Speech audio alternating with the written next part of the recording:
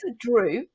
I'd like to start by asking you, you've been tracking in sustainable finance now for a long time. You came originally from the world of leveraged finance, and I say had very senior roles in investment banking before, and still do, obviously. But can you tell us, when you see this evolution in the last couple of decades, where do you think the ESG world is in terms of the growth of the sector innovation-wise, and how does it compare to other sectors you've seen before, like leveraged finance? So now we have broad adoption of the concepts. I think we have enough proof points, particularly through COVID, with very good resiliency and outperformance of the sustainable funds.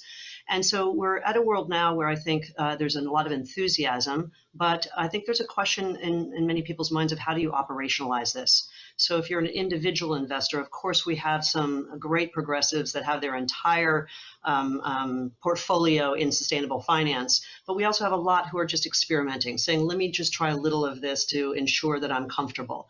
On the asset management side, we of course have great progressives that are moving at scale. BlackRock, of course, is a leader there. But I'd say the vast majority of the asset management community is trying to figure out, again, how to operationalize. So how do we move from, say, simple ESG exclusions to ESG integration? So, but that is very much the sign of a maturing market. And to your question about does this have parallels or shades to other maturing markets, 100% so. So I moved to the UK 20 years ago to help build the leveraged finance asset class in Europe, and I see enormous parallels.